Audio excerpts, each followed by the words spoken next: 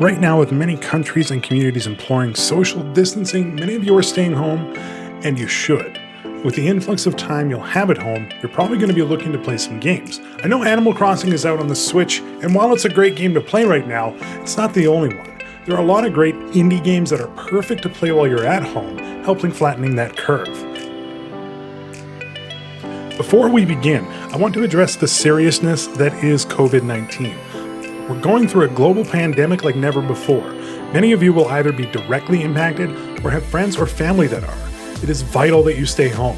Even if you're young and healthy, you can still pass it on to someone who is not. And please follow proper steps to ensure you are washing your hands as much as possible. These seem like simple things, but they have major impacts to everyone. And if you have a gaming computer, consider setting it up with Folding at Home. There are a number of projects that you can donate your computer cycles to help decrypt the proteins related to COVID-19. As well, if you're looking to donate to charities at this time, there will be links below where you can do so.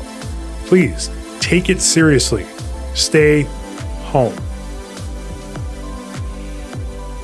With that said, here are 10 indie games you can play while you're stuck inside. These are in no particular order, and links where you can buy any of them are listed in the description below. Enjoy.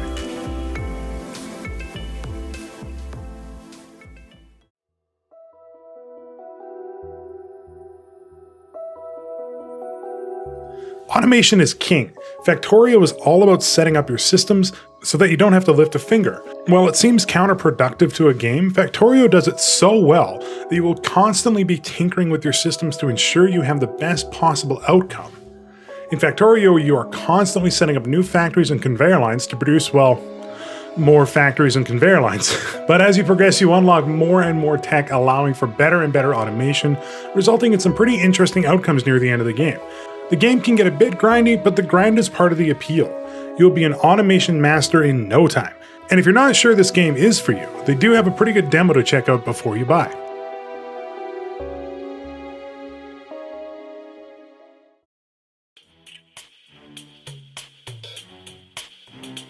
Often brushed aside as a 2D Minecraft, Terraria is so much more than that. Like Minecraft, Terraria doesn't have goals in the traditional sense. You make your own path, literally, but where Minecraft fails, Terraria shines. It foregoes some of the creativity that other games have, but adds in more combat and a sense of community that other games are missing. And you can recruit NPCs to help you. This paired with proper bosses and a really cool magic system, you have yourself a wonderful game that you will feel incredible progress playing. As a note, the game can be pretty unforgiving in the early stages and even considered a bit daunting by some. If you aren't in the mood to figure it out as you go, I'd suggest checking out some quick start videos on YouTube to get going.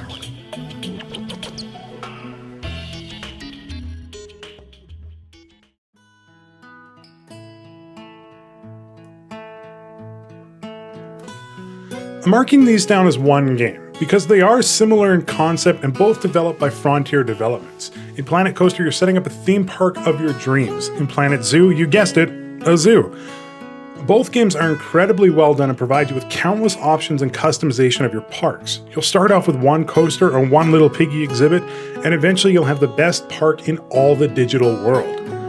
Both games also contain a career mode for more of a guided tour for the game's mechanics if you haven't played a game of this kind before, but Frontier has lots of experience in these types of games, and the passion they show in their independent releases really shows. If I had to suggest one, it probably would be Planet Coaster, only because I really do love the first-person coaster rides, but you would not go wrong to pick up either one or both of these games.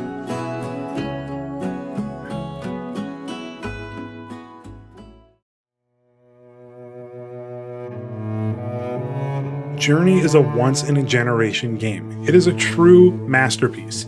In the game, you are paired up with a partner who you can't communicate with to solve puzzles together without directly being able to tell them where to go, walking through a story which you share with this unknown person. I can't really say anything about this game that hasn't been said. It is just one of the most memorable experiences I've had playing a game. The look and gameplay go unmatched today, and it still gives me shivers thinking about playing it. It's one of those games I wish I could replay for the first time again. It originally released on the PS3, but it's now available in HD glory on PS4 and PC. I'd probably recommend picking up the PC version at this point, as it's likely easier to get paired up with someone, but you really can't go wrong with any version.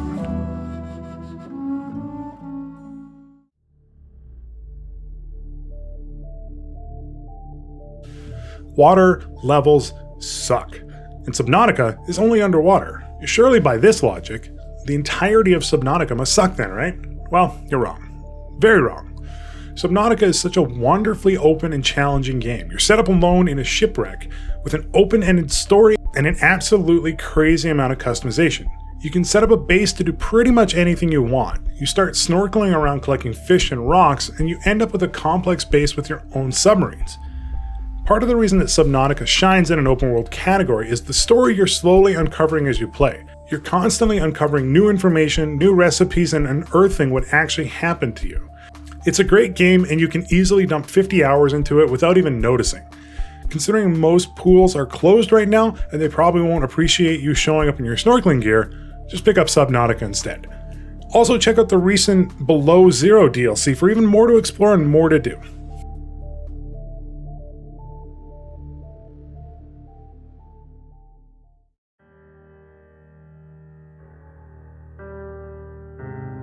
Okay, truth be told, I never actually played Firewatch. It came out at a time when there were a ton of great indie games, and for me it just kind of slipped under the radar.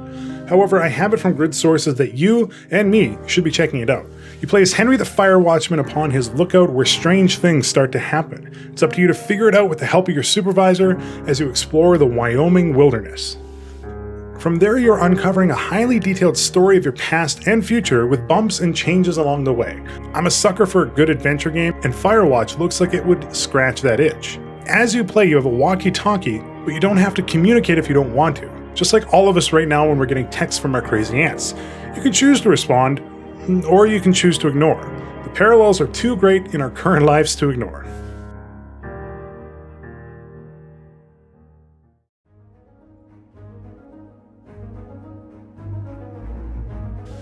Another in the what can I say about this game category, Slay the Spire sets you up with a mishmash of a deck building and a turn-based RPG, and it does it extremely well. You play as one of 4 characters, each with a different playstyle and their own deck of cards. Armed with these cards, which you're constantly collecting along the way, you fight all sorts of monsters and enemies. The game is procedurally generated and embodies some of the roguelike nature really well. If you die in combat, you restart your run, and you won't play the same run twice. This makes each new run fresh, as you're constantly trying to see the best path, or see what cards you can get, or what bosses you'll have to face. But the true replayability of the game comes after you've beaten it, unlocking higher difficulty tiers and new cards. One of the few games here that you can literally play forever, Slay the Spire is one of the best additions you can do to your game library and will help you pass the time until society comes back.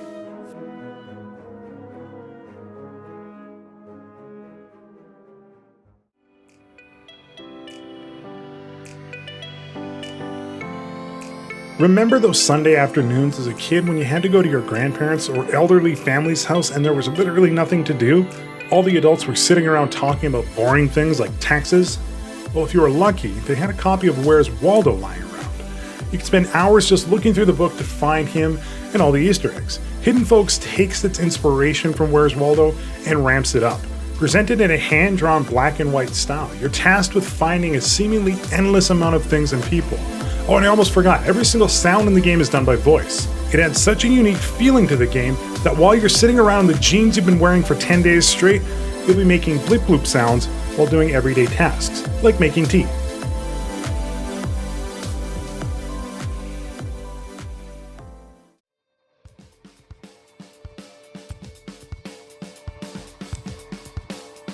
It comes to no surprise that No Man's Sky had a rocky start. But like Final Fantasy XIV, it overcame its initial launch failure and became a wonderful game.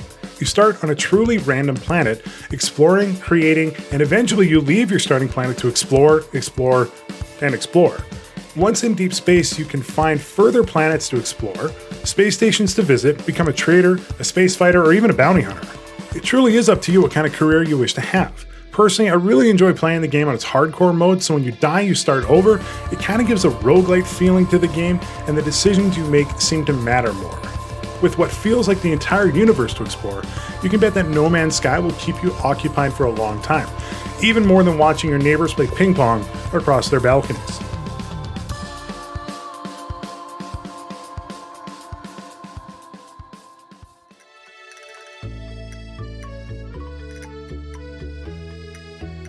And finally, probably the perfect game to play while you're stuck at home. Stardew is pretty much the perfect game right now.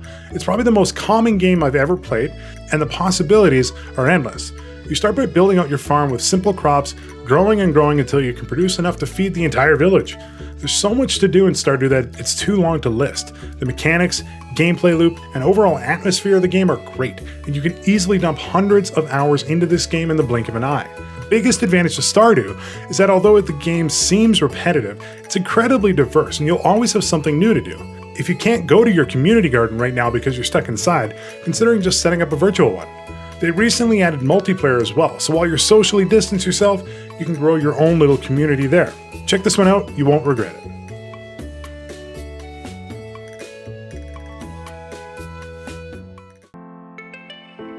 Well, that's my list. I'll have some honorable mentions after this as well, so watch for some more great games. And if you liked the video, be sure to like and subscribe. It means the world to me.